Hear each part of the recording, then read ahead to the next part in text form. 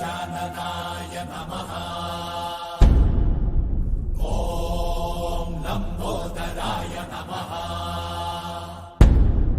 ॐ शूर्पकर्णाय नमः।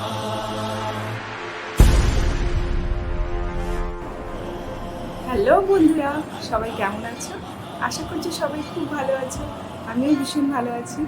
আজকে গণেশ চতুর্থী অনেক অনেক শুভেচ্ছা জানিয়ে আজকে ভিডিও শুরু করছি। প্রত্যেক বছরই আমি বাড়িতে ছোট করে গণেশ পুজো করে থাকি নিজেই।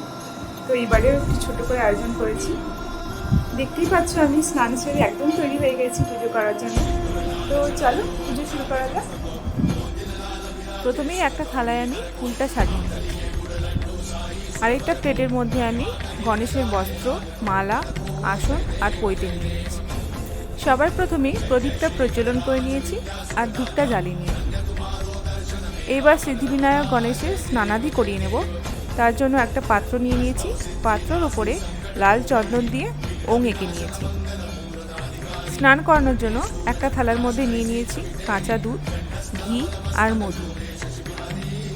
প্রথমেই সিদ্ধিবিনায়ক গণেশকে ঘি আর মধু মাখিয়ে নিচ্ছি। দুধের মধ্যে একটু হলুদ মিশিয়ে দিতে হবে। এবার দুধ আর হলুদ দিয়ে সিদ্ধিবিনায়ক গণেশকে স্নানাদি করে নিতে হবে। স্নান করানোর সময় একটি মন্ত্র জপ করতে হবে। ওম গাং গণেশায় নামক এই মন্ত্রটি জপ করে স্নান করাতে হবে।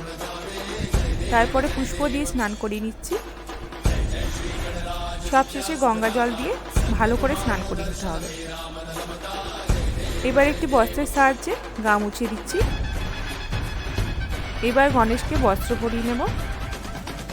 এখানে একটি লাল আসন বিছিয়ে নিচ্ছি। গণেশ পুজোতে কিন্তু অবশ্যই লাল আসন লাগে। এর ওপর দিয়ে দিচ্ছি আতপ চাল আর অল্প করে একটু ফুল দিয়ে দিচ্ছি। এখানে গণেশকে একটি মালা পরিয়ে দিচ্ছি।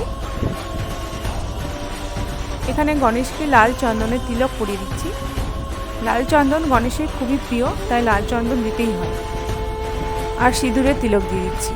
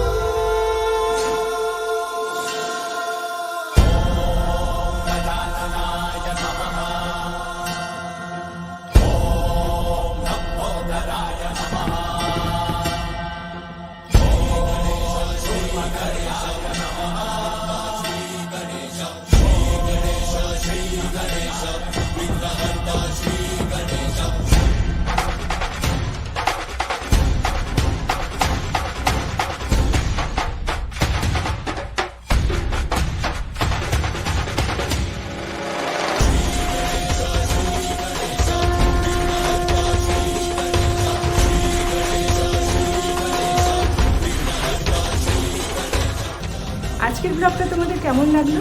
আশা করছি আজকের ব্লগটা তোমাদের খুব ভালো লেগেছে। যদি ভিডিওটি ভালো লেগে থাকে তাহলে অবশ্যই একটি লাইক করো, শেয়ার করো এবং চ্যানেলটিকে সাবস্ক্রাইব করে দিও। সবাই খুব ভালো থেকো। ফিরে আসছি আবারও একটি নতুন ব্লগ নিয়ে। ততক্ষণের জন্য টাটা।